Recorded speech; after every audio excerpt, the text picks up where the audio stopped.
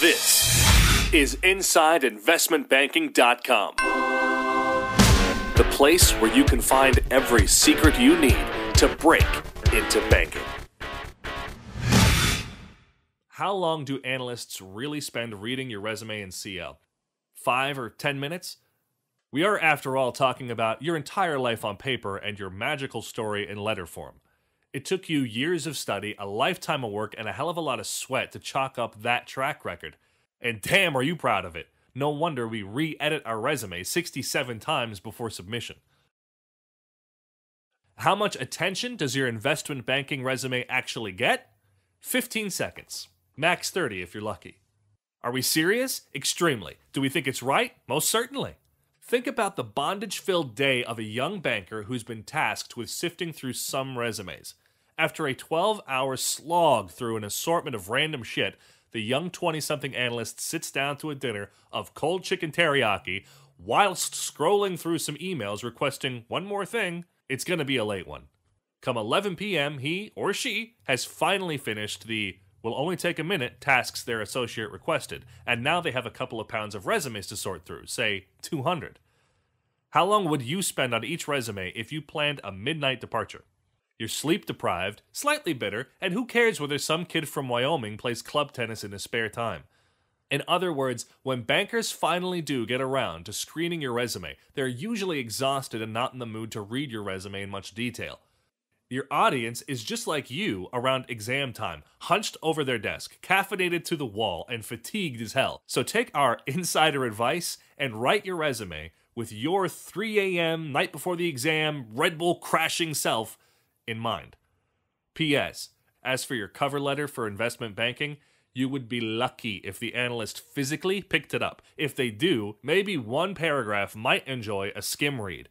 All up, though, a cover letter's lifespan is about 4 seconds. Welcome to the little-known 15 seconds to bin rule. Within this new reality, I hope you can see that your resume has to, nay, must, sell the young analyst within just seconds. It has to scream, yeah, this kid looks worth interviewing. Having seen the resumes of many an aspiring banker, I can tell you almost no one knows this harsh reality, or if they do, no one seemingly understands what it really means for them, i.e. how it impacts resume writing and presentation. But now you know the equation, tired plus moody plus couple pounds. You should be able to write a banker-friendly resume.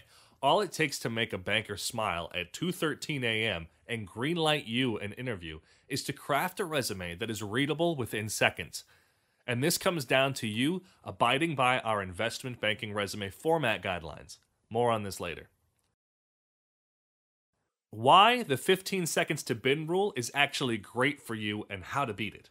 We love the rule because since most students don't follow it, when you do, you will stand out for all the right reasons. Plus, you'll make the analyst's job to greenlight you so painless.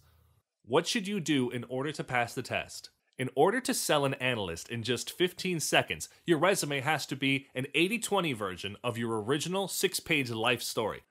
That means writing a freaking investment banking resume objective, the biggest douchebag thing you can do on earth, or talking about swimming medals won in grade school is a no-go. We exaggerate for effect, but seriously, the end product can't be more than 1 page long, and you have to achieve that within normal margins, proper spacing, and a readable size font. Look, this may sound easy, but selectively eliminating past successes and not resorting to squashed size 6 font never is. We've got a separate tutorial devoted to helping you achieve this, but the main point for you to take in now is less is more. Throw out the BS-riddled Career Center guidebook that says, stuff your 1-page resume to the max. Instead, 1. Select only your most powerful achievements and experiences. 2.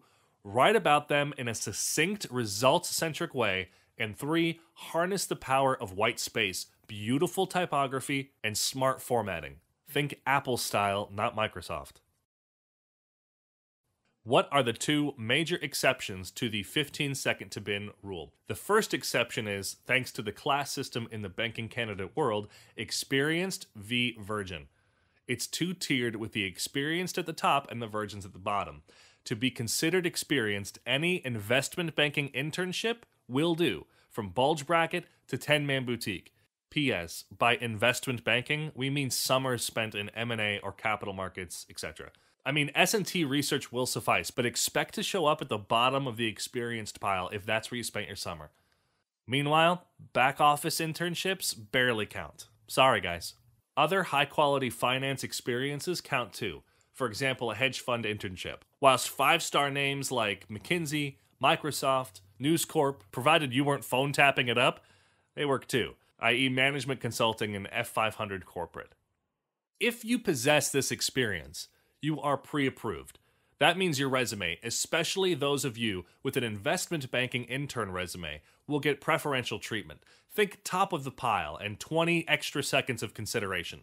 Or, perhaps ironically, less attention since you're such an obvious candidate. That means your resume, especially those of you with an investment banking intern resume, will get preferential treatment.